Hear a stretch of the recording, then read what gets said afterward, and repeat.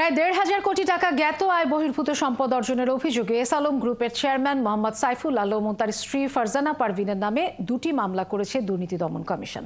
মামলার এজাহারে বলা হয়েছে, পাচার করার টাকায় এস আলম দম্পতি বিদেশে সম্পদ গড়ে তুলেছেন, কিন্তু আয়কর নথিতে এই সম্পদ গোপন করে সেই টাকা বিদেশে পাচার করেছে বলে অনুসন্ধানে প্রমাণিত হয়েছে। জেমসন মাহবুবের প্রতিবেদন।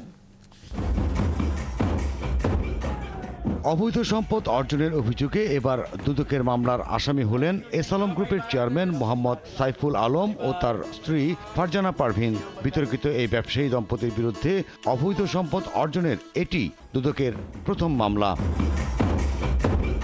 এস আলম গ্রুপের চেয়ারম্যান সাইফুল আলম পতিত প্রধানমন্ত্রী শেখ হাসিনার ক্যাশিয়ার হিসেবে পরিচিত ছিলেন, যে কারণে পতিত সরকারের আমলে ক্ষমতার প্রভাব খাটিয়ে একের পর এক ব্যাংক ও আর্থিক প্রতিষ্ঠান দখল করেন। দখল করা এসব প্রতিষ্ঠান থেকে ঋণের নামে লোপাট করেন হাজার হাজার কোটি টাকা। দেশের আর্থিক খাত ধ্বংসের অন্যতম মূল হোতা হিসেবে তাকে দায়ী করা হয়।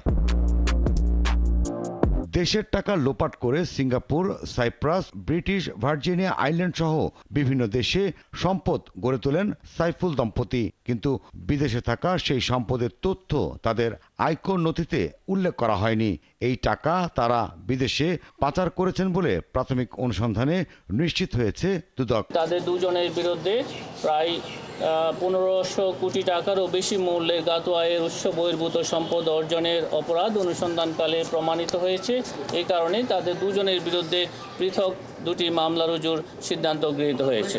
এদিকে গণ অভ্যুত্থানে নিহত আবু সাইদ হত্যার ঘটনার সময় রংপুর বিভাগে দায়িত্বে থাকা সাবেক ডিআইজি আব্দুল বাতেন ও তার স্ত্রীর বিরুদ্ধে প্রায় ৩ কোটি টাকা অবৈধ সম্পদ ও ২২ কোটি টাকা সন্দেহজনক লেনদেনের অভিযোগে মামলা করেছে দুদক। ৭টি ব্যাংক হিসাবে ১৩ কোটি ২২ লক্ষ টাকারও বেশি মূল্যের অস্বাভাবিক লেনদেনের কারণে তার বিরুদ্ধে দুর্নীতি দমন কমিশন আইন ২০০৪, মানি লন্ডারিং প্রতিরোধ আইন ২০১২ এবং দুর্নীতি প্রতিরোধ আইন ১৯৪৭-এর সংশ্লিষ্ট ধারায় মামলা রুজুর সিদ্ধান্ত গৃহীত হয়েছে।